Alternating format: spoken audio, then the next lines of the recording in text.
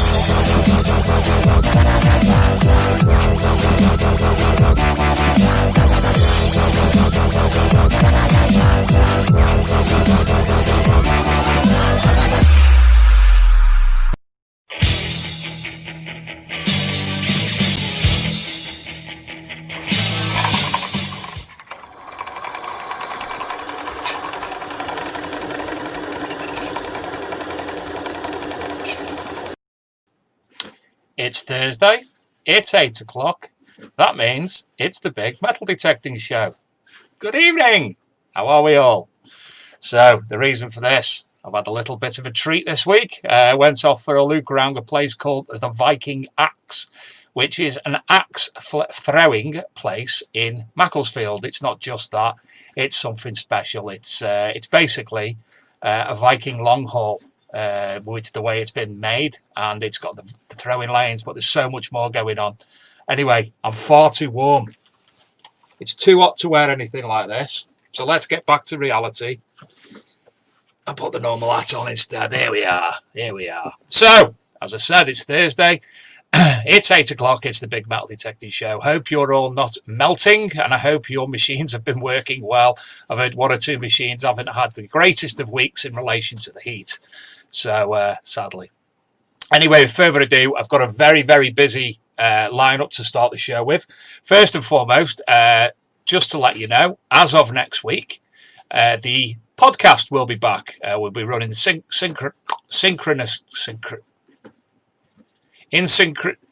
We'll be running the show alongside the podcast at the same time.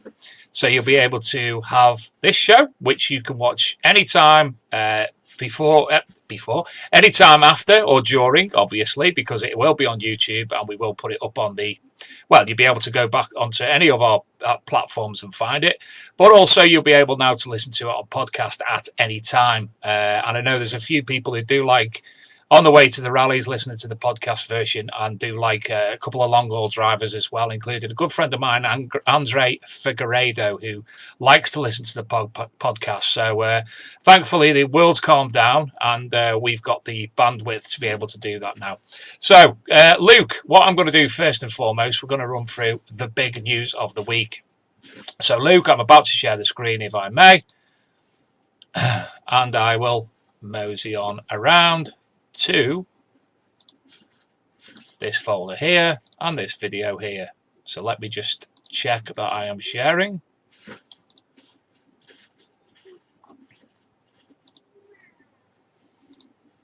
No, not yet. So, start again, shall we? So, Luke, I am sharing the screen. It wouldn't be us if we didn't have a few issues, and it's generally me.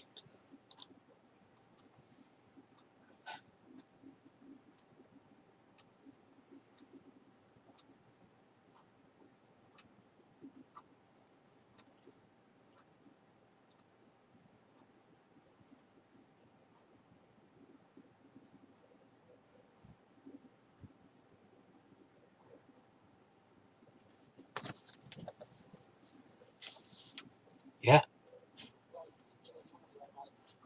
Okay.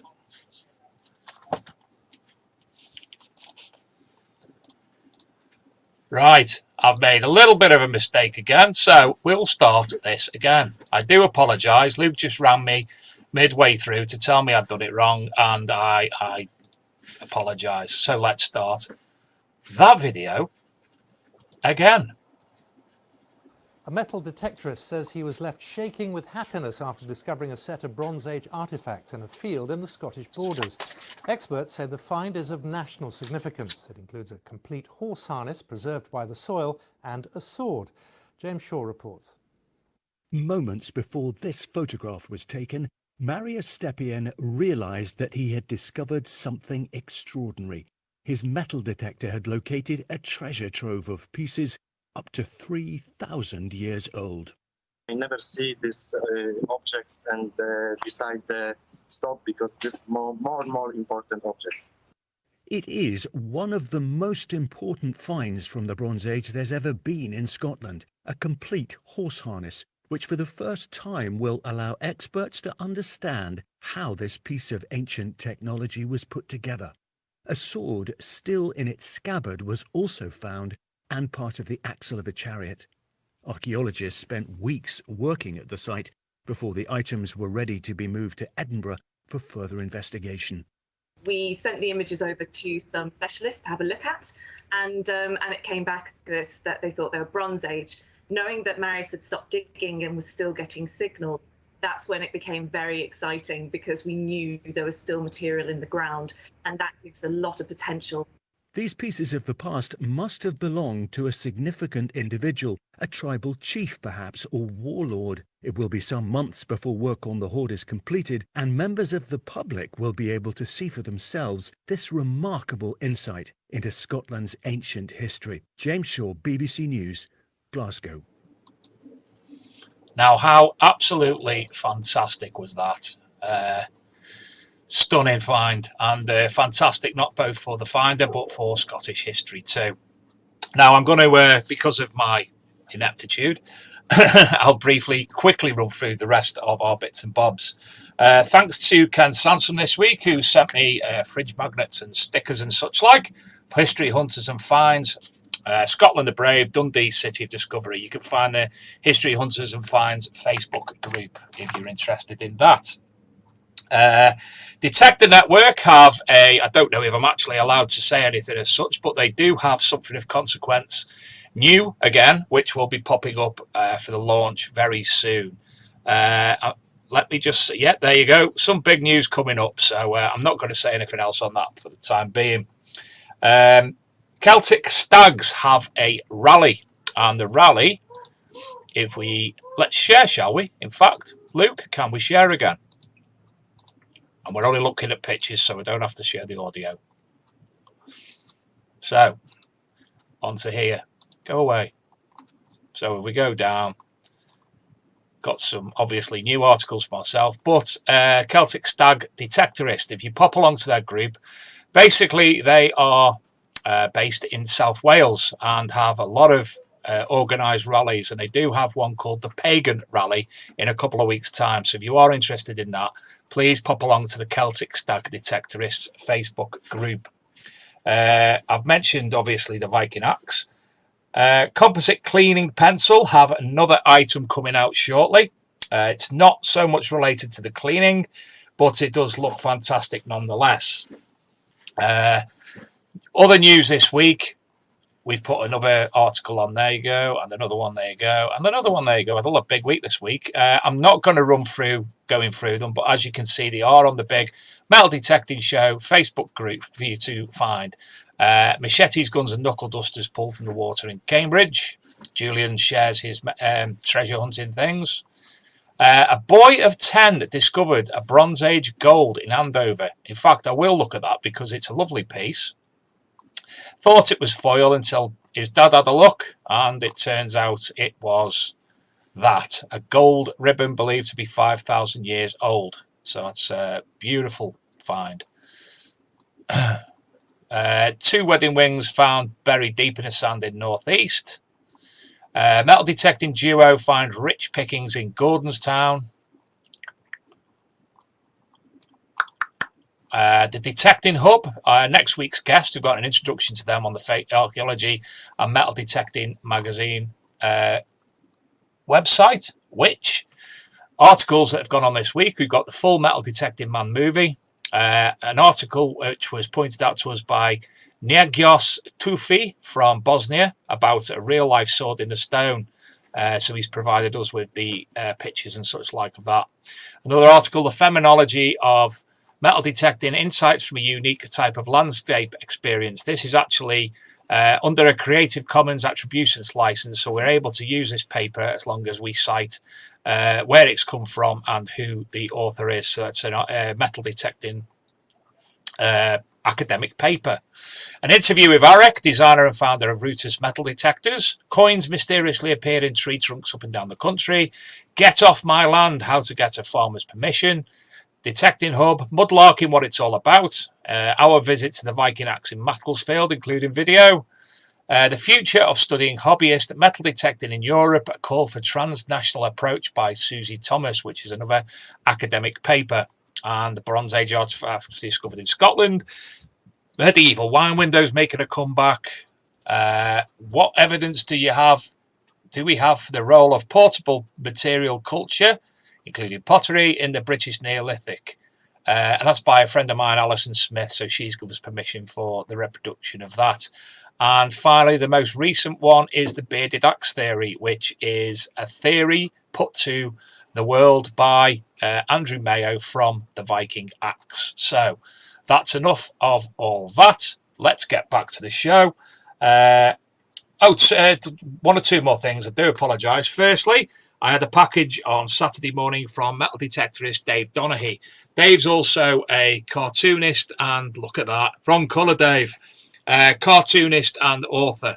So he's wrote this book, which is this must-read book for all these daft people who walk in the fields and dig holes. Just a normal day in the life of a time-travelling metal detectorist.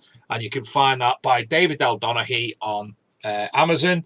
And there's also several more books about Fiona Fartybum, great kids books, and holiday cartoons as well. I want to give a shout out to a friend of mine, a member of the group that I loosely chair. It's Colin Tansley. Colin was struck down with a debilitating illness last year, maybe even the back end of the year before, and unfortunately people, the doctors and specialists weren't able to actually comprehend what it was. From being a big strapping ex-army man, he's now only just getting able to walk again via the help of Zimmer frames, and he's pushed himself to the point where this week he went out metal detecting, walking for the first time in a long time. And I know we all know how important metal detecting is to us, for not just health but well-being as well. So a big shout out for Colin there. It's great to see that. This weekend I'm hopefully going to be at the Quernmore Rally, run by Band of Brothers MDG up in Lancaster, and that's it.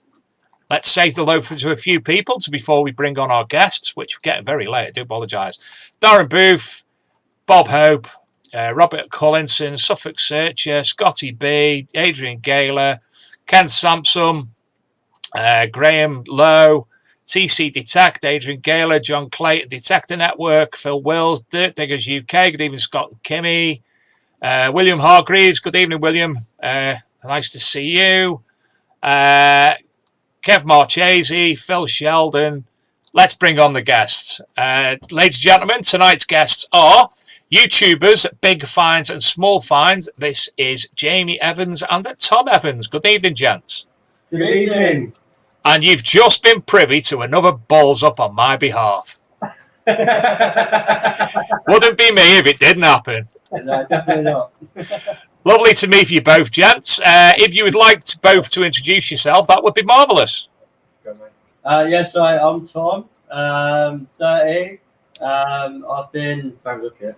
I'm not so young looking yet. So, yeah, I've been furloughed at the moment, which isn't nice.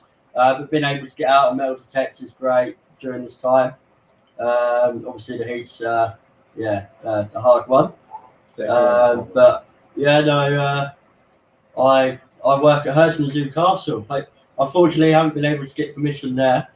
As of yet. Not yet, no, not quite. So yeah, I've been working there for 3 years, and then during my spare time, I am an artist. So I do human, people, and pet portraits. Marvellous. And yourself, Jamie? So I'm Jamie. Obviously, best friends with Tom for a very long time. So I was a Coast Guard until 2.5 weeks ago. I've just done 5 years service in HM Coast Guard at Beachy Head in East Sussex. Probably a lot of you will know what that involves up there. But my main profession is photography. You can see the logo behind us. I've been doing that since 2013. I've been doing that. So I do weddings, portraits, I do promo videos and stuff like that for businesses. So I'm self-employed. Unfortunately, again, I'm furloughed myself. But it's plenty of time to go out detecting. The bookings are still coming in for next year, so I'm still happy. I'll get plenty of time to go out and swing that machine. Fantastic. So, marvellous. I just have to say hello as well because I missed Rob Random out and he's telling me to say his name because I'm a bearded, what is it? Bearded bugger. And my beard's been on Miracle Grow. No, it's just normally I have a shave there. It's just this week I'm lazy. So, gents, you've said you've known each other a long time. How long has it been? 25 years. 25 years this January this year. So he was only little then. Yeah. that actually wasn't meant as it came out. I'll leave my coat. Turn the lights off. Sneaky. Don't. Yeah, 25 years this year. We grew up, so I moved to Eastbourne away from Kent. And I moved to a street called Hampton Avenue, and Tom was outside playing football. And as my dad was unloading the fan, Tom invited me over to play football. And I was 4 years old at the time. So, no, I was 3. And he was out playing with his mum and dad, and they said, did you want us to watch him and play? And ever since then, it's been a good blossoming friendship. Yeah, a bit of a bromance. Some people would say that we're more of a married couple than anything else. Yeah. So yeah, it's been a long time, but it's been well worth every minute of it. And you've been detecting together. I take it they started detecting at the same time. Yeah, pretty much.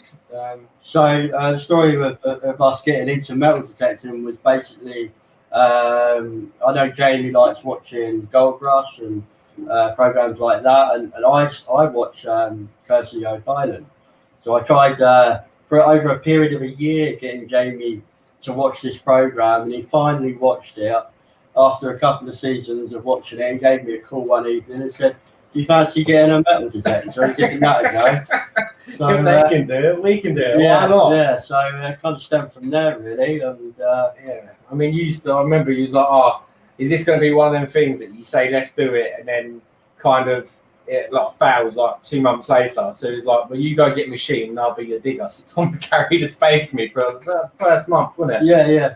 And I'll do the detecting. So I had my mini little digger with me, and since then I was like, yeah, I really like this because I found we got our first permissions in Barking Mills. And a lot of people will know where that is, and they know it's a very historical area. And I only had a cheap machine. I think it was a Quest X5. I think I've still got it in the coal shed.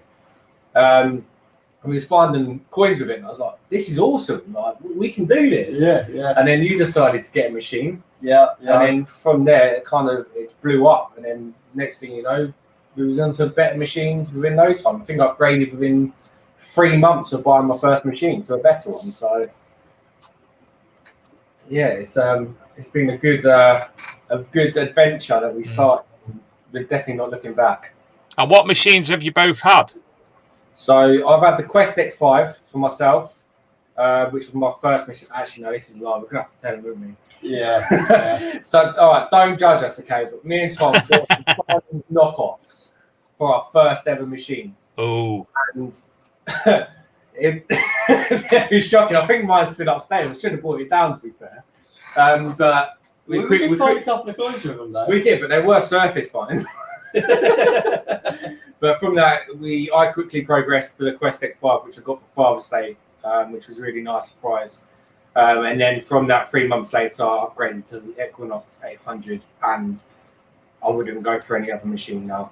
They're my go-to machines. I mean, all the other machines are great, but the Nox for me is the way forward. And what about yourself, Tom? So I got a second-hand C-Scope 3MX. Had that for 6 months. I did find a Roman Denari with that machine. Yeah. And my first lead token with that machine. And a few other lovely, and a silver, 50% silver with that machine as well. But yeah, then I moved on to the Nox Macro multi-cruiser. And like James says, never look back. I've kind of sussed that machine inside and out. He thinks he has, anyway. Fantastic. Found some lovely stuff with that machine. Great. Well, we've got some images to look at, which we'll do in the second half of the show. Do you know what's doing my head in here tonight? I've moved my camera inadvertently. I'm like a giant tonight. I'm filling the entire screen. I'm punched down and everything. Sit back and look up. Sit back and relax. Yeah. Chill out. There you go. See this as well. Look at that. I got it right hand side as well. So, have you both got many permissions between you? We've got quite a bit. I mean, we do post up about some of the ones we get. We post up about on the group that we've got. But all in all, without kind of sounding big head, we're probably pushing 16,000 acres between the two of us. Yeah. But when that comes down to two of us, we don't actually keep it to ourselves. We've got a little group to the side, like a messenger, for we call it the trusted detectorists, and they're like friends of ours that don't have permission and they can't get the permission. So at the moment, we just got a 1,200 acre permission, and that's for 7 of us to go to whenever we want to go to it. The only rule is they can't go there without us. But, the main farm is our Celtic farm. Yeah, where you found your quarter stater. Yeah. Well, I found a Willet's nipple, which I think you get guys shared at some point, and Julian Nevin Hart also shared it in the Treasure Hunter magazine, which was amazing to see my find go in there within such a short period of time and protecting. Yeah. And then within a month of finding the stater, I found a Celtic coating in exactly the same field. So it's been that's probably our most precious farm. No one's ever been to it, and I doubt anyone will ever go to it. We chased that farm for 6 months. It was a really hard farm to get with it. Yeah, it was a we really had hard to farm. do a lot of research to convince the landowner. And he said no to hundreds of textures before, and I really wanted to ask her what we did different. And she finally put the question, and she said, "You didn't chat crap." Yeah. Like she said, I've had a lot of people come here going on with professional metal detectorists. Like I do this professionally, I do it full time, which some people do it full time. Some people are professionals out in the world, but I think they were banging on about it a bit too much, and I think she clocked onto that. Yeah. And she was like, no, every time, and she said, come to the door, you was truthful, you just seemed yourself, and that's why she gave us the permission. So we was very lucky to get that. But yeah, we've got quite a few permissions, and we do share them out to other people. And I take it this is, as your logo says behind you, in East Sussex. Yeah. That's a show. How are you checking? I haven't looked at a logo in a long time. Based in East Sussex. I mean, for us two down here, the history isn't amazing. I mean, there's a lot of history, don't get me wrong. We're not ungrateful for what we've got, but we all know the further north you go, the more you find. You're joking, aren't you? Well, I live just above the Midlands and I have to keep going south. we have to go meet up with Marky Mark on metal detecting. Definitely. Yeah. So, yeah, we're based in Sussex and we're very lucky. I think 3 of our permissions are very productive for Roman finds and Saxon and Celtic stuff. Yeah. So, them 3 things, we tend not to hit them so often because we're scared of pulling everything out all at once. So we kind of like spot ourselves around sort of thing, which is really good. But we've just got an estate to protect. Yeah. Obviously, can't state which one, but we're very lucky to get that, and we've got to have an official license card to carry with us. Yeah. We're out in this estate, and one of the farms actually had a Roman settlement on it. We haven't been on it yet because we haven't got the license to go onto the farm yet. It's been a bit of a long-winded application, but we are very close to getting out on that permission. So I'm really looking forward to that, and hopefully we'll have some more good finds coming up. So yeah, Sounds brilliant. It's been very interesting. I'm not sure if I can do this relaxed, you know. It's doing me head in. But I can't come forward or I'm like that. I'm gonna have to sit like that. Delete. Only wrestling fans will get that one. Yeah. Is it Eastbourne, I take it you both live in, or that area? Eastbourne, yeah. It's an area that I've not been to. I'll be honest, when I've been holidaying with the folks in the past, it was Bournemouth, New Forest, that area. So I've never been that side of the south coast. Luke's obviously invited me multiple times, as has Graham Stokes, as have other people. Niall Bailey and Kev Marchese invited me down multiple times in the past, but it's quite a jaunt. So unfortunately, I've not made it as yet. Now too, so that's another one. Woohoo! I have to write all these invites down and go up on them someday. And it does sound, I mean, obviously there's a lot, I see a lot of Luke's videos from that sort of area, and there is a lot of history that is, I know you're saying it's not as historic in that area as is going north, but going north, why am I putting my hand up? That's north. Talking with your hand. It's because I'm sat relaxed. Yeah, you say going north gets better, but you know, you've had your gold stater, which I think we'll be looking at later. You've had a lot of other nice, decent finds. I'm sure you could bring 10 out the box each straight away. Luke himself, there's been great finds there. I know Kev Marchese had a nice gold coin up a couple of weeks ago. Yeah. I wish I was there that day just to give him a hug and just say, look, it's okay, you found it. Like, look, it's not a dream.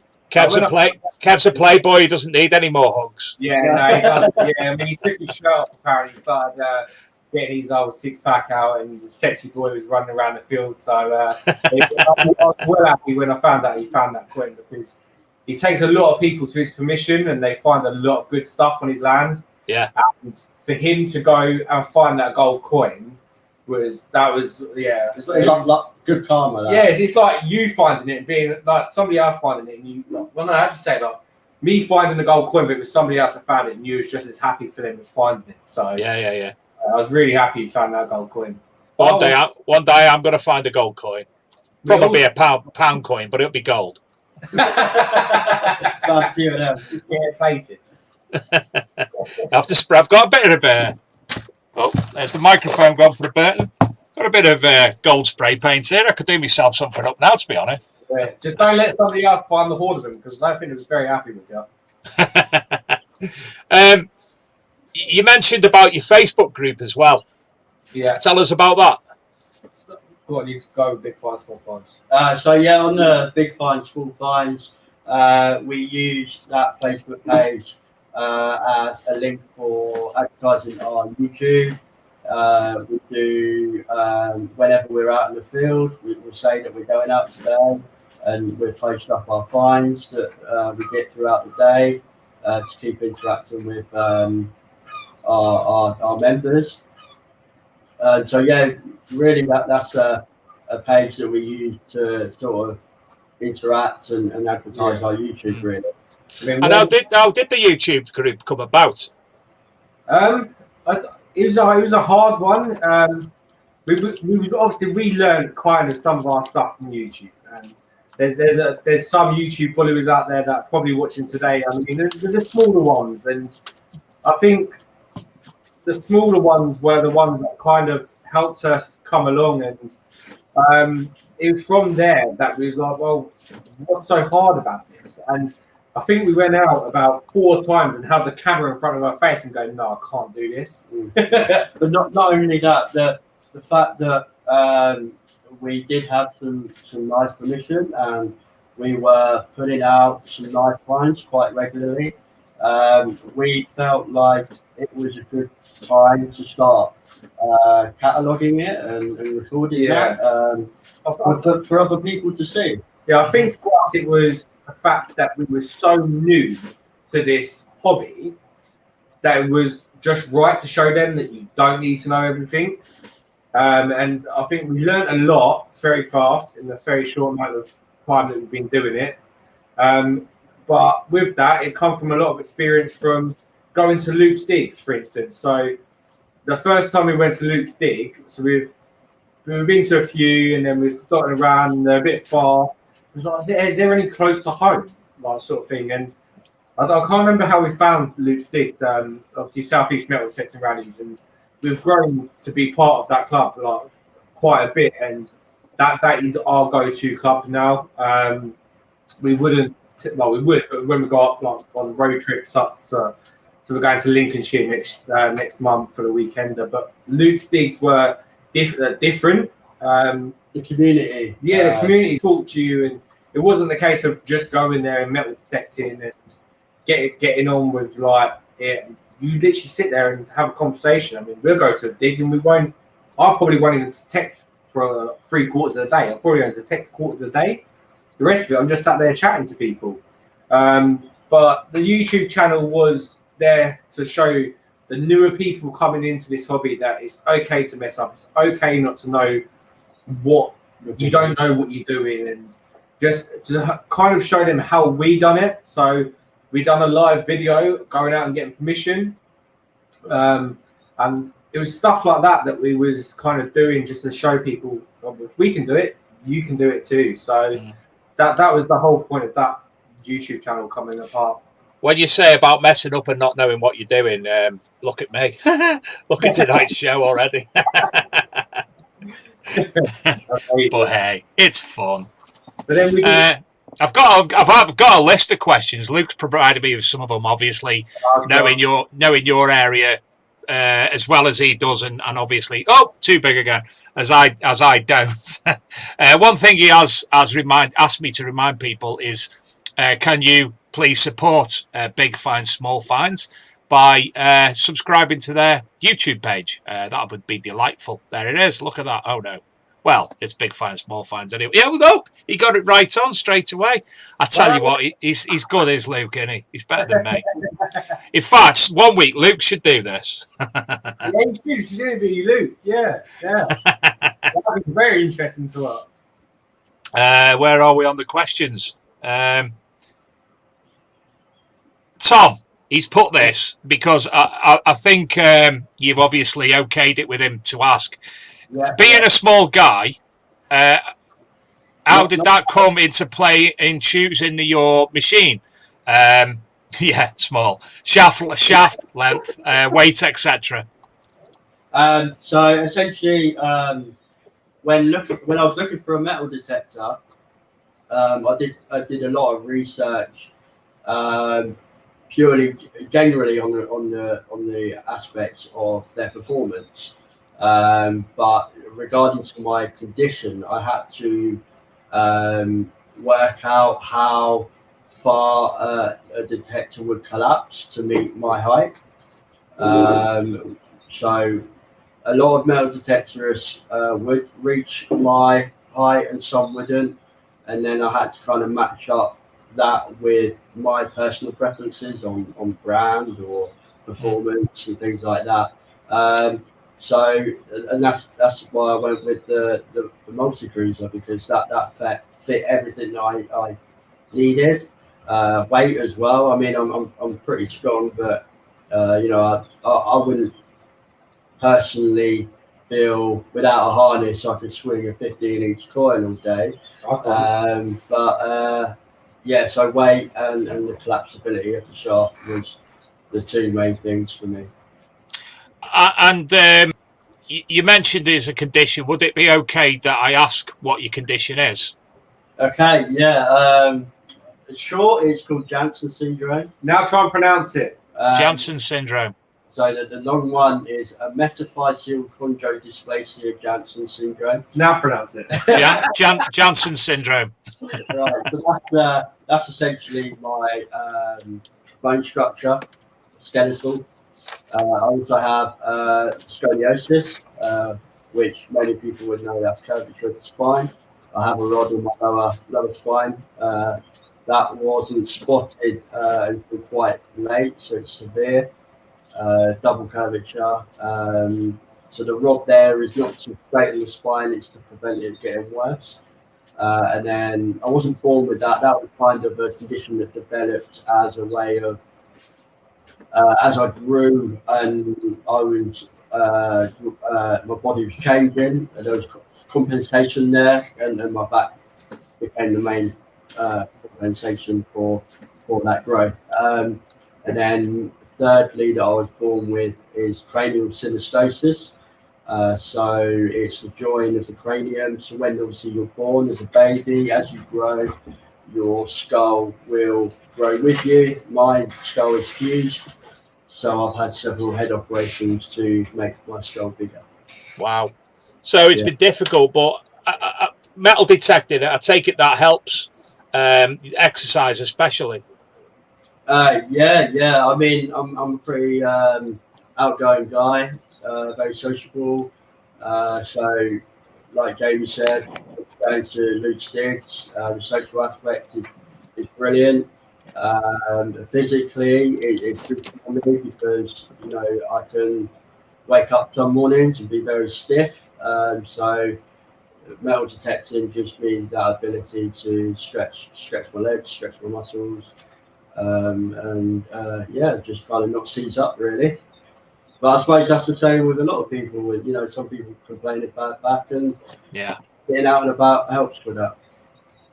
I have to behave when I'm on the show, and I was so close to doing a fanar moment then, but being polite and as nice as I am, I'm not going to say anything about waking up stiff in the morning at all. I won't do that. I do that every morning. I still don't get sorted out.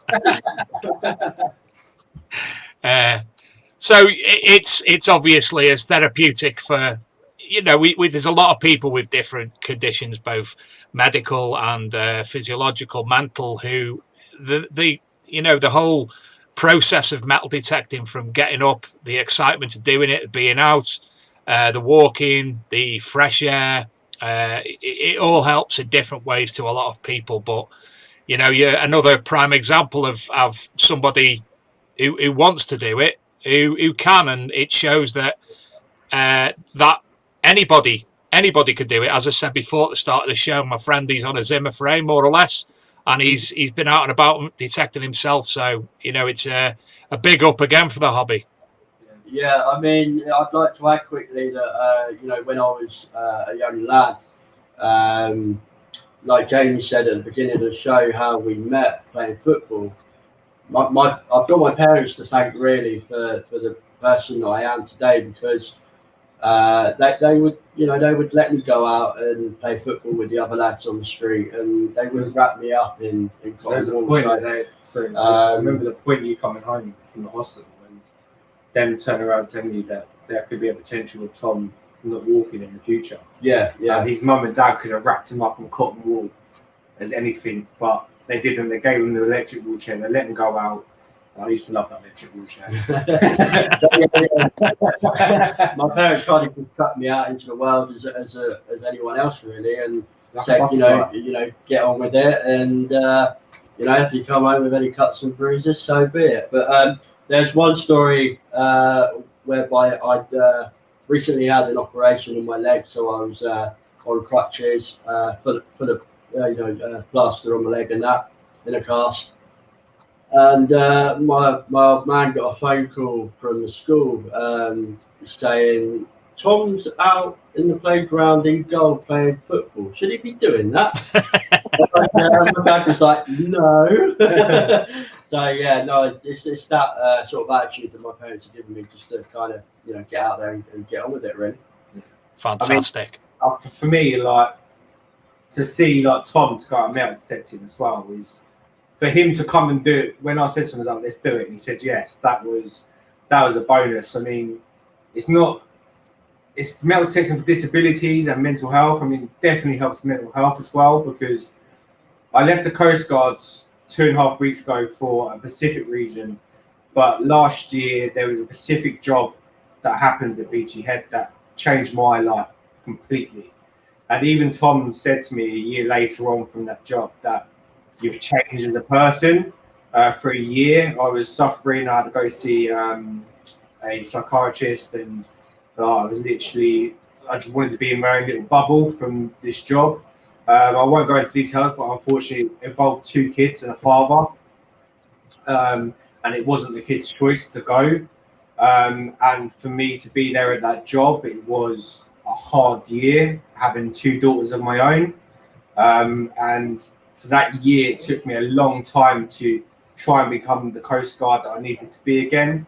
And being metal detecting actually took over my role of being a Coast Guard. And I'm not even sorry for that at all, because I'd rather go metal detecting than go to the Coast Guards. Yeah. Because metal detecting was helping with my mental health.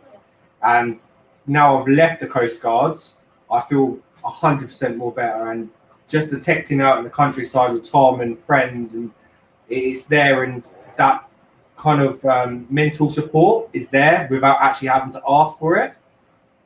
And a lot of people don't actually understand that about metal detecting until they start it. So for me, that's like a bonus in metal detecting itself as well. Fantastic. Well, at this point, gentlemen, it's our go for a wee period shortly. So Luke will be popping up some adverts any moment. So before that, still to come in the show, we've got images to look at, and we'll continue chatting with Tom and Jamie. So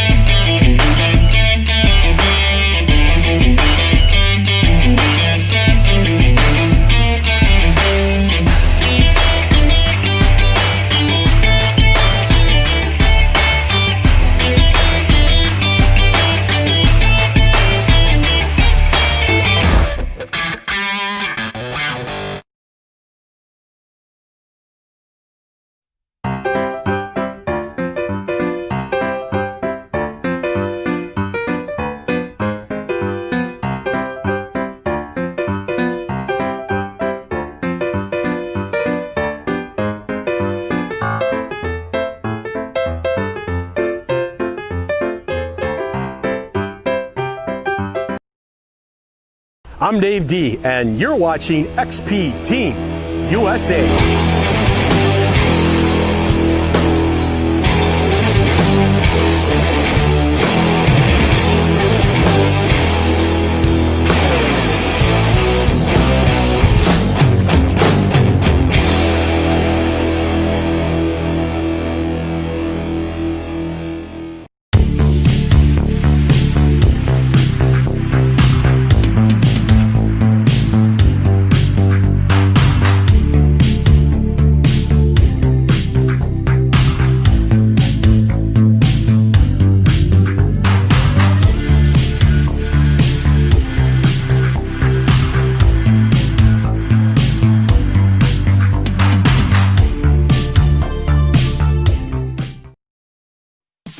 and I went over to show them. Sorry, it's DJ. I think this is what people think, or toy shop. A little bit too about the situation. I think whether you actually been involved with the whole thing.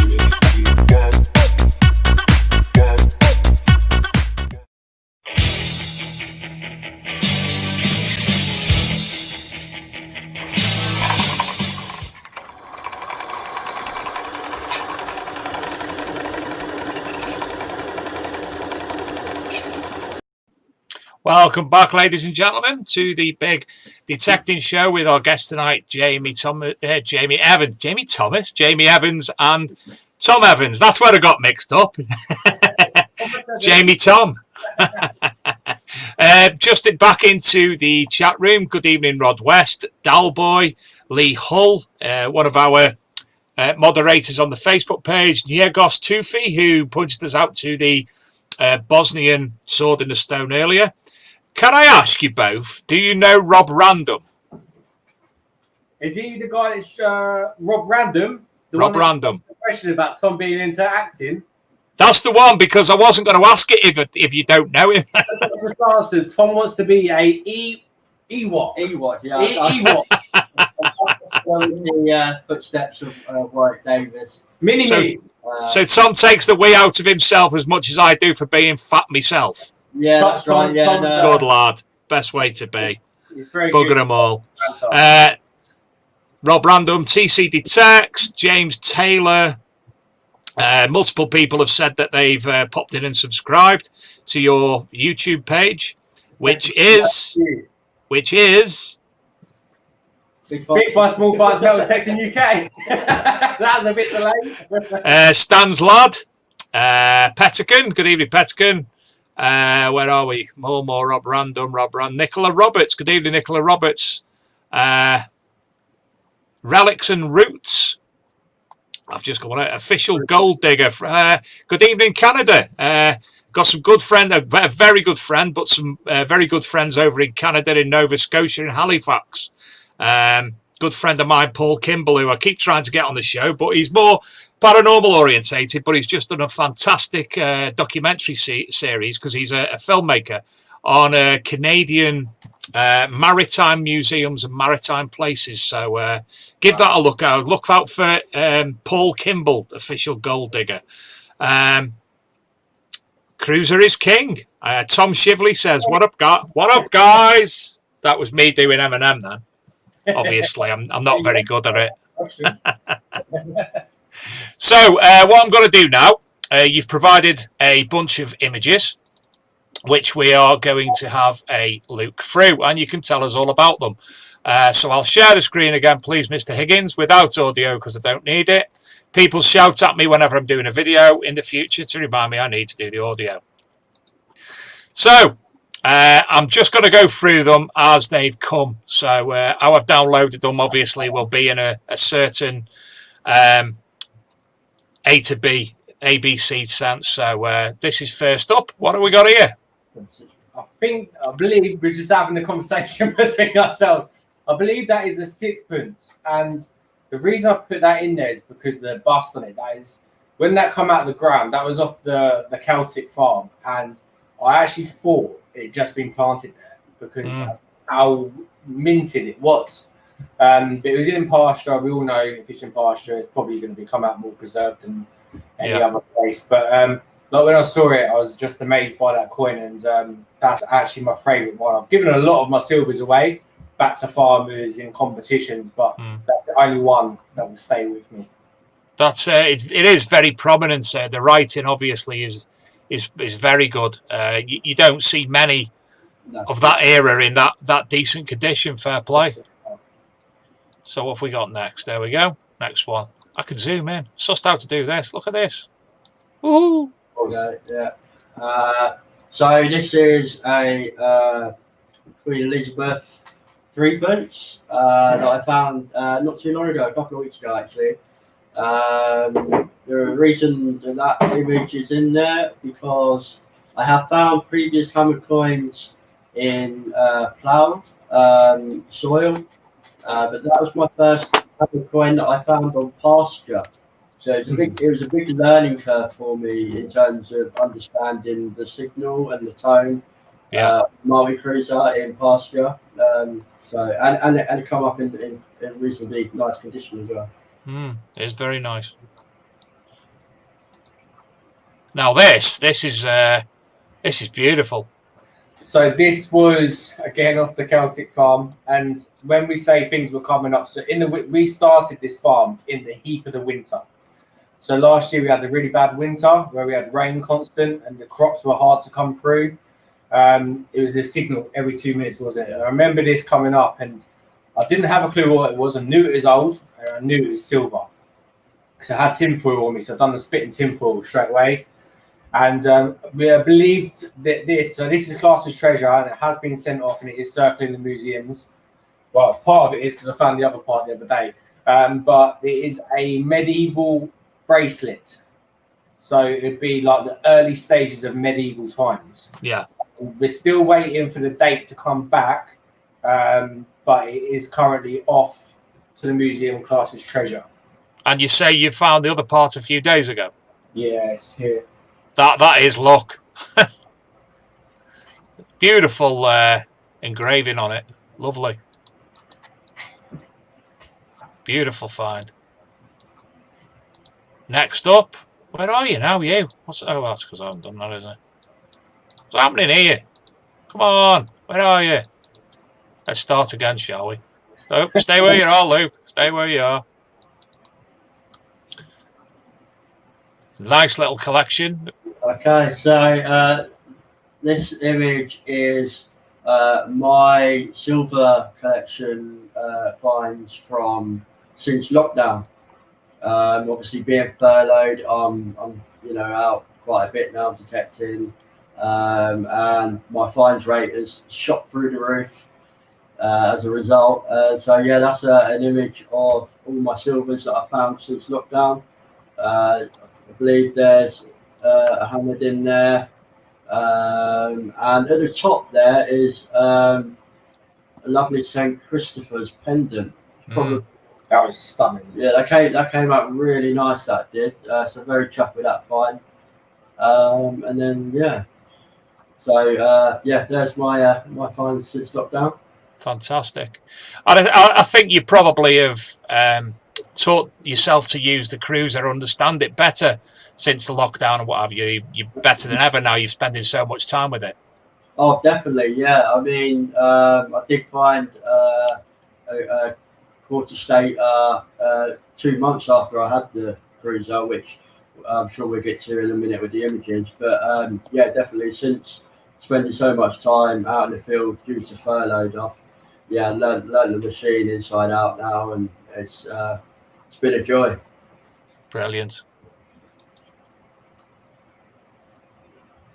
What have we got here? That is my Celtic Potin. Now, can you explain what that is? Because I thought it was a Russian president. If I am correct, and I hope I'm correct, because this is information that's been passed on to me, so don't shoot the messenger. It is the first ever known coinage to man in a shape of circular or lead. You would have had your Celtic ring money, but in terms of a disc, like a coin, that would have been. That would have been like the first kind of disc coinage to man. So, do you know what the markings represent? No, so I've tried doing research. So at the moment, I'm actually getting my stator and the Celtic Potin sent off to Chris Rudd's, which they're going to look at them, validate them. I'm not sure whether I'm going to sell them. Probably not, but I wanted to get them checked out anyway by a professional. But I believe that the Potin is made of lead tin-ish, like a tin. An alloy. Cement sort of thing. But I don't know what the logo is yet, and I'm hoping Chris Rudd might come back and go, this is the design. That looks a bit snaky there, doesn't it? Yeah, and what I've been told is that there's not many ones that come up looking like this. So one sold in auction last year that I managed to find on the internet, and it sold for around about £4,000 Wow. because of the mint condition is. Because normally they have like a flick off from where they've like been cut off from the units. But that's actually quite a smooth edge, but at the back you can see it, but it's been a very clean cut. Mm. Very interesting. I've not personally heard of that at all. I might be wrong. I'm not going to do the zooming in anymore because I lose me left to right. So this is my hammered coin. That was a Elizabeth sixpence, I believe it was. Yeah. And that was the biggest hammered coin I've ever pulled out the ground. Yeah. When I pulled that out, I was like, oh, here we go, like another button or something like that.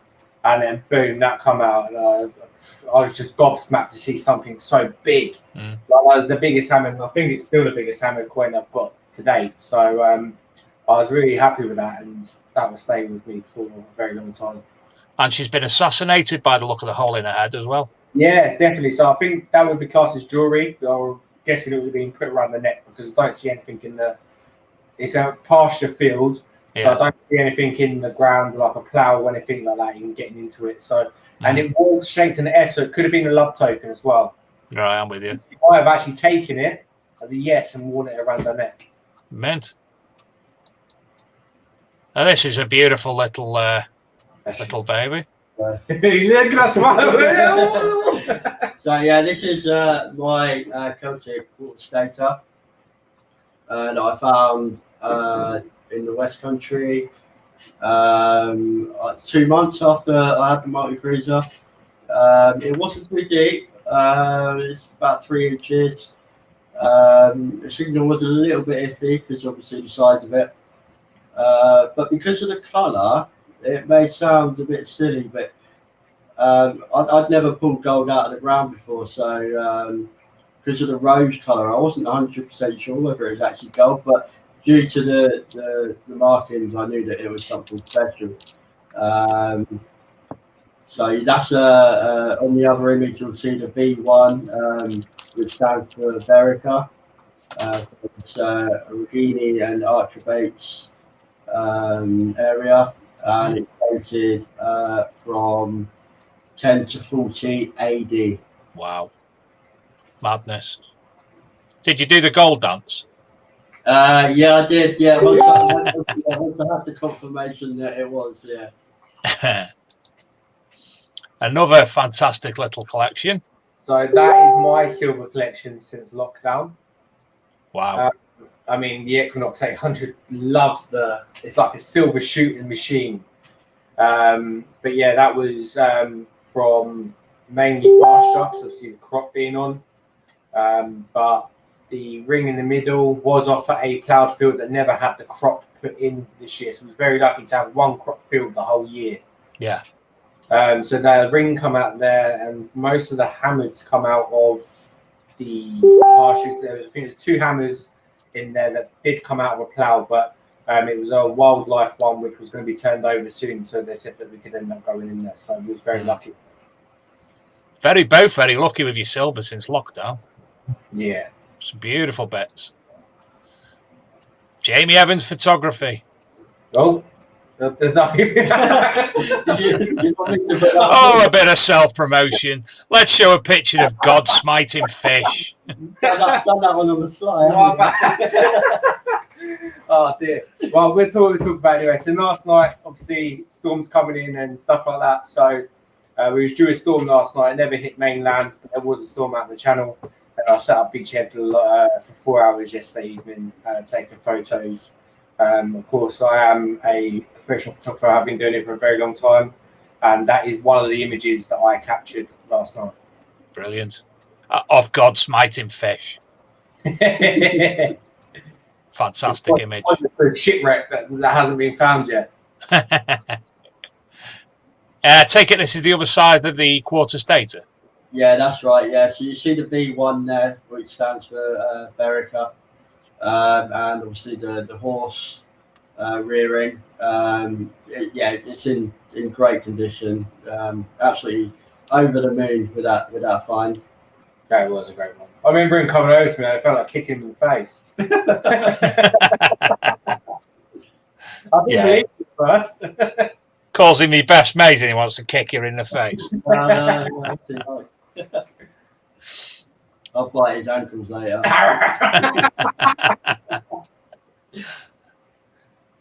What we got here? 1567 is that?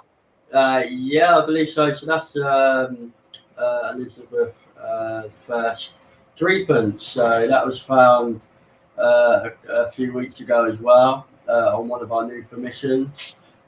No, actually, no. That's a six. That's a sixpence. Yeah, that's been clipped quite a bit around the edges. Yeah. And on the other side of that coin, I've been told that she wasn't a very popular queen, so people used to sit there and rub her face off, Wow. which is what's happened with that hammered coin. But that one has been donated to the landowner. Brilliant. He's got a permission. He's got a museum as well on his land. So Oh, great. we donate to that museum. Brilliant. This the stater again? Yes, so that is my Celtic stater. Oh, this is your one, yeah? This is my one. This is a Willits nipple quarter stater, dated 20 to 60 BC. Classed as a rare coin due to it being misstruck by mismatched dies. All right. And on the back, it's got like a little nipple. I haven't shown you the back, I've just shown you the front, but that is the coin that made the treasure hunting magazine. And what this is obviously one which Luke has shared in the past. What machine is that it's sat on? Sorry? Is that a machine that it's sat on or just a box? No, so it's a box. So I've got the actual coin here. So it's actually sat. If you can see it.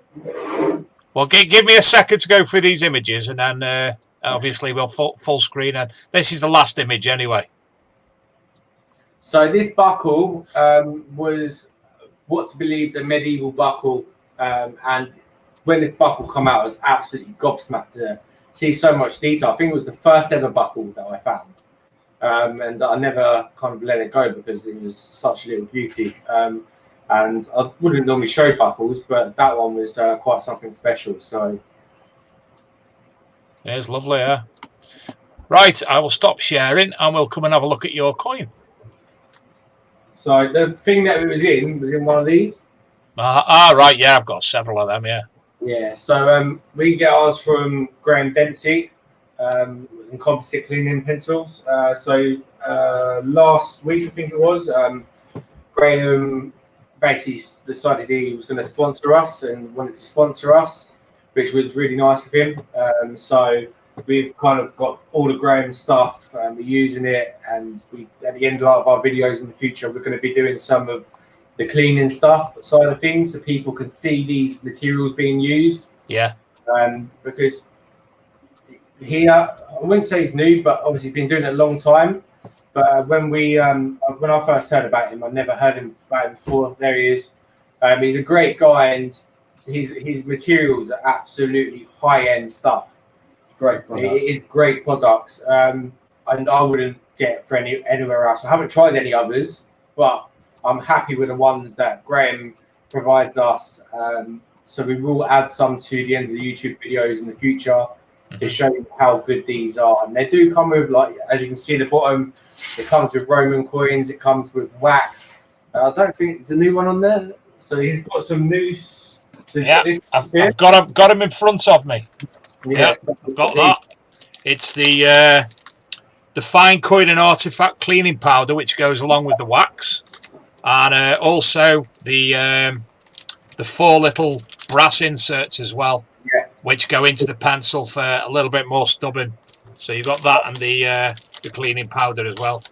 Yeah, fantastic product. I can't speak highly enough. Again, I've not tried anything else for Renaissance wax or anything, but well, the only thing I've used myself otherwise was a tip that was given 2 years ago, which is beeswax spray. And I'd actually contacted the company who manufacture this and discussed, about the benefits for metal detecting. And it's £1.79 for a massive tin, and I've had that for about 5 years. But you know, Graham kindly offered me the kit, and it's I use that for the table now. It's very good stuff. Very good stuff. The hairspray works as well. So I think Mark also mentioned it when he was on the show, and I think that's where I got my tip from, was for hairspray for your Roman coins. It preserves it, and you can take it off it if it needs further examination. But yeah, I mean, Graham Dempsey's cleaning kits, high end stuff, and I highly recommend it. And it does Claudius's hair brilliantly as well. Yeah. There was a Roman question before off Rob Random. Which one of you would win in a gladiator fight, and what weapons would you choose? Roman era only. I'd probably go for a spear, because You wouldn't be able to catch me? no, I would need the extra length from my arms. But what if I fuck up the enemy? You'd be like that person that runs on the spot trying to get Yeah, maybe a knife as well. Yeah, I'll go for a spear as well. We can have a spear fight. Absolutely. Why don't you just have them gladiator things with the big hurdy-gurdies on the end and give it some of that? Yeah, I'll be on the chariot as well, though, because I want to look cool. Talk to Mike Smith, Borrowers. Anybody, obviously, I've been sharing a screen, so I'm just looking through. There's no questions as of yet, apart from Rob Random's. But if anybody else does have any questions, please pop them into Facebook where you're watching, or YouTube where you're watching, and we will see what's what. John Clayton, I used to have a deep fat fryer with candles to preserve my iron fines. So you'd fry the fines in candle wax. I see what you mean. Yes, so anybody else who does have any questions, please pop them in the chat room wherever you're watching, and we will we'll get them over. So in the coming weeks, months, what plans have you got for metal detecting? Well, the big one for me. So we are going to try this with Tom. We've decided. We spoke about it the other day, didn't we? Have a lot of conversation about it. Remind me. So there's going to be a new adventure coming to the YouTube channel. So I am just about to do my open water scuba diving course. Brilliant. And from that, I'll be doing another course, which is my advanced course for video photography and photography underwater. For two reasons. One, I want to start by doing rivers for treasure hunting where I can.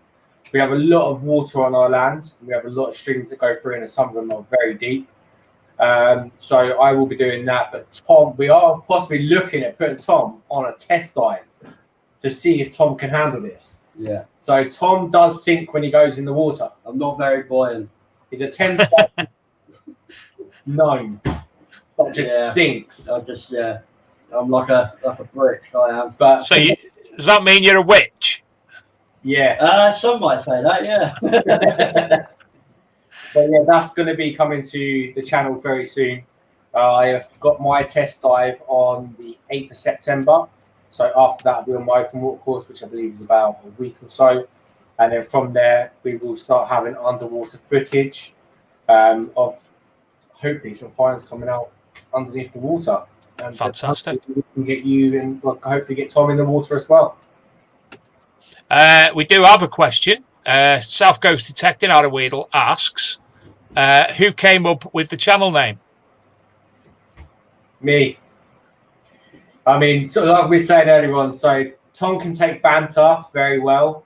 I mean, if it's some random in the street, he'll probably get knocked out. But if you know him and you're kind of friendly with him, then it's a different story. So me and Tom were always taking the mick out of each other, and it's kind of like we sat there with what's different. I mean, you have like the searches, you have let's go like metal detecting, and we wanted something different, and it isn't necessarily something you could type into YouTube, but when we have the metal detecting on the end, it should start popping up, providing we start growing as a channel. And I said, what about big finds, small finds? And Tom was like, I absolutely love it. He didn't punch me in the face until he Do you know when Luke first mentioned it to me, I've got to admit, I was singing Big Cook, Little Cook in my head. Big finds, little finds. That was a good little kids program. I used to watch that all the time. Rod West asks, what would you most want to find? You want to go? It's a hard one. I mean, before it was a stater, and I found it so early on, it kind of my bucket list went. So for me, probably now either a silver or gold matrix. Fantastic. Yeah. My bucket list now. I've got a normal matrix on my find. What about yourself, Tom? Yeah, so me would be a matrix seal as well. With my drawing that I do, my portraits, when obviously it's early days yet, but when it comes to setting up social media platforms and websites and things like that, and I have to deliver my my images, my pictures off to the clients. When I package them, it would be nice to actually have some candle wax and seal the drawings with a seal that I found out the ground. That's why I'd like to find one. Or invent one, your own one, and even if it's your own logo, and get it made into a proper one. I mean, I am due to be receiving a 3D printer within the next couple of weeks, so I could quite easily design my own and have my logo onto that. Yeah, my brother, he's got one, and he printed out for me about a month ago now. I've got King Arthur from Tintagel. Yeah. Well, you know how expensive they are from the National Trust or English Heritage. Sorry, he printed me one of them out. It's absolutely gorgeous. Yeah, absolutely stunning. Looking forward to receiving it and getting some nice prints out of it. Absolutely. Adam Weedle asks, what type of field suits you better, stubble, pasture, or ploughed? Plough, yeah. Yeah, me too. Stubble does me head in, and pasture winds me up. Yeah, I mean most of our land is ploughed. Thankfully, we're very lucky with that. But at the moment, there is a little stubble on it. But with the rain the last couple of days, and it's kind of softened it up. So we was out there today, and a lot more come up than what we was actually expecting to come up. So we've been detecting near so right on the entrance of one of our fields is an 11th century church. Mm-hmm. And today some stuff so I can't really pull the hammer up there the other day, didn't you? And on the same farm, Saxon Skeets, Gold Noble Queen weights have come up. We had a Roman coin come up. It wasn't silver, but it looked silver. Silver wash come up. So but that was the farm that we've got as like the 7 of us. So there wasn't all our finds, but it was good to still see them come up. You're going to see me doing all Tourette's in a minute because his daddy long legs come in the window. Yeah. Graham Lowe asks, Jamie, what camera do you use and do you photograph your good finds? I use a Canon 7D Mark II, and yes, I do. So the images that you saw earlier on, so the buckle, the stator, and there might be another one in there, would have been used with my camera. So we've got, I think I've got it here. Oh, dropping everything. So we use this little bit of wood, and we use this plant pot. So it sit like this, and that'd be how we take the photo with the background. Fantastic. Adrian Gaylor asks, do you do much beach detecting? We have done a little bit in the past, not to great success. I think our best success the other morning. Yeah, I mean it is an area that we would probably like to improve on. Yeah. But we don't tend to do it too much. We do like our pastures and fields. Yeah. Official Gold Digger from Canada, he said, would love to do a sticker swap if anyone would like to. If you go to our Facebook group, the Big Metal Detecting Show, and you put that information on there, I'm sure you'll get some reactions, and I'll tag 1 or 2 people in it as well, and they'll do a sticker swap with you. Again, Aaron Weedle, on a bad hunt of finding rubbish, what find would be the turning point to make it worth it? Anything silver. Anything with a bit of age. Yeah, I mean, a hammered coin or your buckle with nice medieval buckle. It just depends what when it comes out, what's on it. it's not necessarily whether it's gold, silver, the age. It's what's on that artifact or coin that's come out of the ground that makes it interesting. Yeah. So, for instance, if I pulled that buckle out and it's the only thing I had all day out of all the trash, I'd be over the moon because it was a stunning buckle. So, I mean, to be honest, I'd rather probably go to a field and pull out military stuff than pull out a Roman coin. Yeah. And that's only because I have a very good connection with World War II with my granddad and stuff like that. So for me, I'd rather pull out stuff that is not 5,000 years old, but for people that kind of fought for a country, and like this person that held this last fight was the person that went to war. So we're here to be able to set this field today. That's the sort of stuff the personal aspect. Yeah, the personal aspect. Yeah. I don't know if you watched our D-Day special show where we had multiple people telling World War II stories. We had Julian Evan Hart on amongst several guests, but we had a lot of people sending in beforehand military finds, and there was some stunners. We actually put it together as a post on the website itself. But Nick West, if Nick West's still in the chat, if he could let me know or remind me what his Facebook group is called, that's right. So, but anybody else who was interested in World War II metal detecting finds, I'm sure if Nick's around, he'll be able to tell us. If not, tune in next week and I will let you know then. Phil Hardy and MS Detectorist basically asked the same question. What would be the ideal place for you to go and detect in the UK or abroad? Rome. If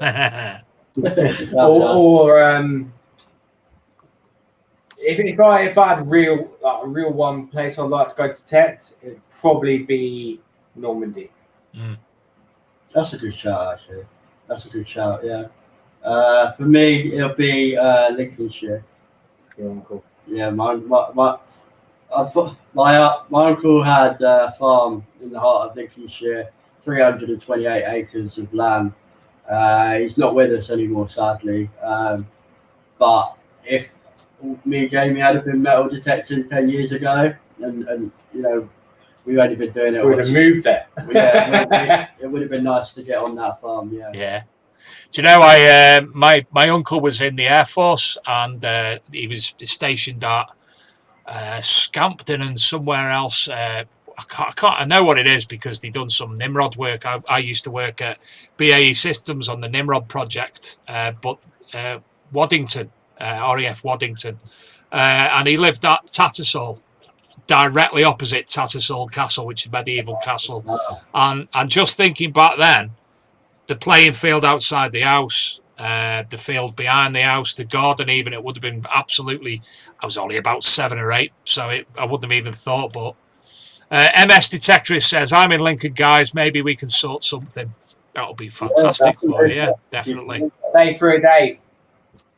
So I'm sure you could... Daddy long legs. It's rats. So I think that's all the questions now, chaps. Anyway, so... If you could, for those who obviously don't know, if you could run through your Facebook group and your YouTube channel again. Yeah, so just quickly, if it's okay, I'd like to add.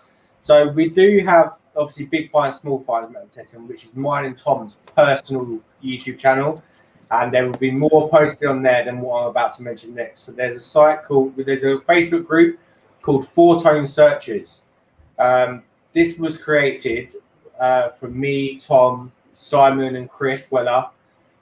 To come together and share our permissions as we were friends beforehand, and we both had very similar permissions, very productive permissions. So we come together to create the 4-Tone Searchers, and we've actually got a website where we sell clothing. We will promote other stuff through there. We've got a blog via there for certain finds.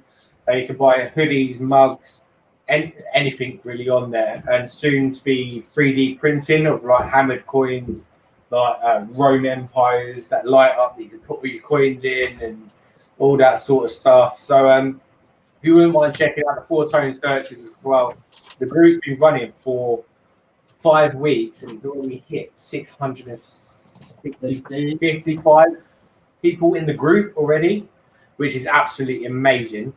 And we do have a YouTube channel as well. It won't be used as much as the big finds, small finds, because obviously big finds and small finds is important to us guys. So yeah, if you wouldn't mind checking them out as well, us out as a group, that'd be fantastic. We'd really appreciate that. But, And am I right in saying you might be having a competition running as well? Mention it. Yes, so once we hit 200 subscribers on the Full-Time Searchers YouTube channel, we will be doing a draw for a Not So Macro Mini 4 detector. So when that's released, one lucky winner will be able to have one of them for their own children or grandchildren. If not for yourself, if you're Tom. Yeah, I'm looking forward to trying it out, to be fair. It's going to suit me perfectly. So, again, for those who have subscribed already tonight to the big finds, small finds, have a look also at the 4-tone searches as well, which I've just subscribed to. I don't actually, I'll be honest, I don't always catch up on YouTube. It's I do it in bulk. I have that much going on. I just binge at some point. There is another question that I did miss, and it's been pointed out to me by Adam Weedle. I'm going to knock you out, not you. Steve Pettigan asks, what YouTube channels do you watch? Okay, so I've watched South Coast Detecting, great guy. I watch South Coast Detecting. So I'm not a big detectorist, but I do watch him as well. But just for the pure fact of his content. So just because you don't do something doesn't mean the content's not good. So yeah, I still watch him as well. English history with Sid Perry. Yeah. Marky Mark got metal detecting. So when we first started the channel, Marky Mark actually gave us a shout out on his channel and got us a few subs, which was really appreciated. So thanks again for that, Mark. Addicted to Bleeps, of course. Who doesn't watch him? Yeah, I mean, Legend. But yeah, he's a really good guy. So I watch him quite a bit, and then all the lower ones. So the Treasure Bandits. We watch Treasure Bandits. I've got a massive list. Obviously, we watch Digger Dawn as well. Digger Dawn, yeah. Who else have we got on there? I've got a list. So I only subscribe on YouTube. The ones that I watch, ones that get bogged out. Like I don't subscribe to people that are just like say they're running the competition. I don't just hit the subscribe button and leave me there because when YouTube get bogged out of stuff that I don't even want to watch. Yeah.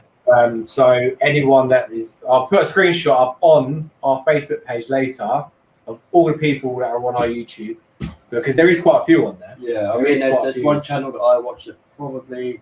I know you don't watch because it doesn't necessarily relate to you, but that's is it the Archaeology and Metal Detecting Magazine channel, Tom? It's the Cruiser Boys. So they use lots of macro products. So obviously that relates to me a lot more than Jamie. Yeah, so you got a couple. We've got historical magpies, the detectives, English history, Pomsey. Which is there. Digger Dawn, 2-tone searchers, the metal detecting lady, Ash Unearthed, and yeah, the list goes on. But the Pomsey was actually the first ever subscriber to our YouTube channel. Yeah, and he's shown really good support for us over the last year or so, and.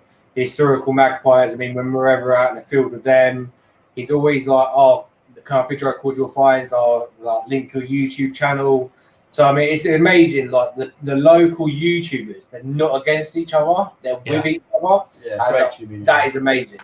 And there's, I think, unfortunately, there is some YouTube channels out there that are against you if you do too well. But I love the fact that a lot of people, most of the people are with you and not against you in the hobby. I love that. Well, while we're talking YouTube, anybody who does want to follow us, ARCHMDMAG, the Archaeology and Metal Detecting Magazine, have a look for that. I think it's about 260 subscribers. I do try to do content in relation to metal detecting, but I find it a ball ache. I really do. I have done 1 or 2 videos, but I find it a ball ache. I'm much more happier going to a historic location and filming the location and talking about the history of the location from behind the screen. I have to do front screen here, so I can't be doing walking around the field and get my phone out and keep dropping it in mud. I did see your first video pop up a couple of weeks ago. Which one was that one? It was your first one, and it was you said that you felt a little bit awkward doing it because you wasn't really a YouTuber for like metal detecting. Yeah. I can't get my head. I'll do it. Don't get me wrong. I went to the beach last Friday, and to press that in, got my machine out, Simplex, and I'm not a beach detectorist either. I can't get my head around it. It's just too much going on. I just like simple things. Missed it. Oh, got it. Daddy long legs. Who's got Tourette's? And I'm walking along, and I was happy. I semi understood it. You know, obviously, you have to learn. But by the time I'd walked back, I'd only been doing it 20 minutes, and by the time I walked past, I've never seen the sea come in anywhere as quick as the sea came in there. So, as I say, I started doing a metal detecting video, but it ended up being, "Hi, this is me. I'm metal detected. I pressed that in beach, and goodbye." That was it. So, just put it on Facebook to say, "Look at the beach, isn't it lovely?" So, that would be nice if you subscribe. We do have, when we the show goes out on the Spreaker, it automatically goes out onto YouTube as well. So, obviously, what we try and do, Luke's channel, UK Dirt Fishing, the reality of metal detecting, has obviously got bigger subscription. Tonight, obviously, yourselves have allowed us to piggyback your channel as well, so it's your show. It's out on your channel. I hope you get a bit on there as well. But we generally put everything out the reality of metal detector. I think I've got about 260 subscribers, but I done a video the other day at the Viking Axe. Went out for the first time with my 7-year-old son, where I found nothing but rubbish, and he went, "Dad, can I have a go?" and ended up finding a coin. So there's loads of content on there, absolutely loads of content. But obviously, it's just there. You can. I'm not bothered about subscriptions and what have you. It's just to document history, to be honest. So that's the main point. I mean, when we're mainly in the winter, we've got our hoodies, we've got our big pints, 4 pints hoodies. And obviously, we're repping you guys. We've got you guys down both sleeves of our hoodies. So we've got the ARCHMDMAG down there. Marvellous, thank you. We have just redesigned them for next year. So we're going to have 2 hoodies for next year, which will be the 4-tone searches again with the ARCHMDMAG down the side. Obviously, I okayed that with Luke. And then you're going to have Graham Dempsey on the back, along with subscribe to our YouTube channels. So hoodies for different videos, so be reaching out to hopefully both YouTube channels, and obviously we'll be at the Technical next year, fingers crossed. I'll come along and do some photos for you guys as well. Well, hopefully if you've got one in fat BASTARD, I'll have to have one myself for them hoodies. I mean, Graham Dempsey was 2 of them, so we'll drop me an inbox and we can definitely sort something out. Marvellous. Well, we are completely out of questions, I think. Yeah. One thing that did come through, I got a text earlier from Scott from Detector Network. The big news from Detector Network, obviously the current Detector Network is very similar to Facebook, and it's well worth going on. The app is more or less live. He's got it on his phone. It's just public consumption. It's just ready for that. But he's launching any day now Detectorgram, which is his version of Instagram. So it will be linked to his Detector Network, so you can obviously use both. So that's very exciting. So, gents, it's been an absolute pleasure to meet you both.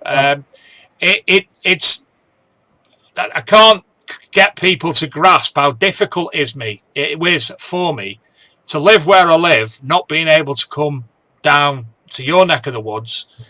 Obviously, to spend more time with Luke, because, you know, behind the scenes, we get on like house on fire. He's invited me down multiple occasions, but also to see the likes of Graham Stokes, Nigel White, Kev Marchese, Niall, yourselves, Aaron Weedle, just to be able to get down there and do some detecting with yourselves. It's a complete pain in my backside that I live where I live. Yeah. Sorry? holiday. Book a week off, do the videos down at Luke's house, have a few beers, and you'll be laughing. Well, it's my last day of my 3-week shutdown tomorrow. I'm back to work on Monday, so I don't get holidays. And the next holiday I get is in about 6 weeks, where Mrs. Sadler, in her infinite wisdom, has decided to book somebody to come and reflag the entire back garden while I'm off work. Perfect time to come down here then. So I just said you as well, Aaron. All the people down on the South Coast said Aaron, I think. I meant it anyway. Anyway, thank you again. It's been an absolute pleasure having you both and meeting you both for the first time as well. And obviously, you're welcome back any time in the future. Just give Luke a shout and we'll sort out a date. Dates which we have. We do have up and coming dates. Next week, we have... who do we have next week? Catherine Lang and John Figgis from the Detecting Hub, which is a newly launched metal detecting forum on the interweb. So have a look at that in the meantime. If you don't know where it is, go onto our website, www.ARCHMDMAG.com, or Google the Archaeology and Metal Detecting magazine, and there is an article introducing you to that. There's also an article introducing you to lesser known YouTubers, including these two nice gentlemen as well. So you'll be able to find links on there. And if you do have any questions in the meantime, please put them on the Big Metal Detecting Show Facebook group, or if you want to put any other information.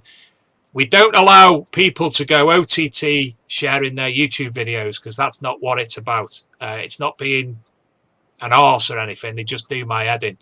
But if, like Tom and Jamie, you've come on the show, you've interacted a bit with the Big Metal Detecting TV show, you're more than welcome to share your YouTube videos. Just don't go ballistics and put 38 of them on one day.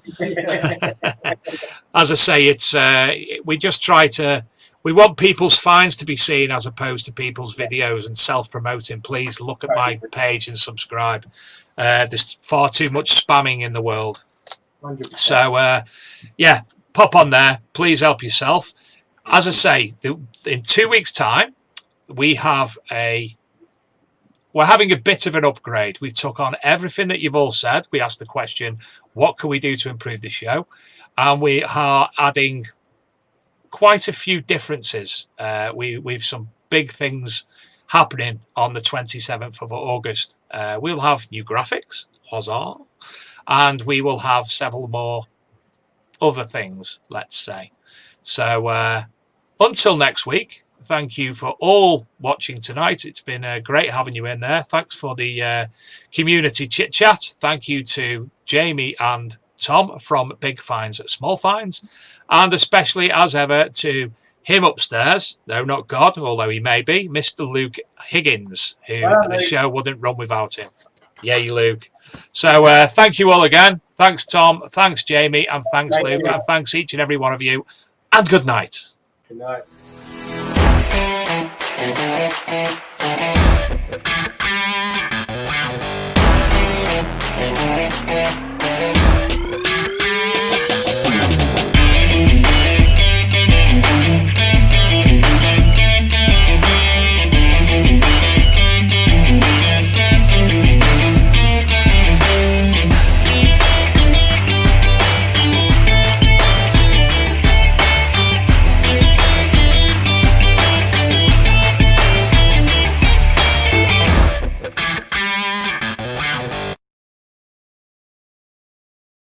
I'm Dave D, and you're watching XP Team USA.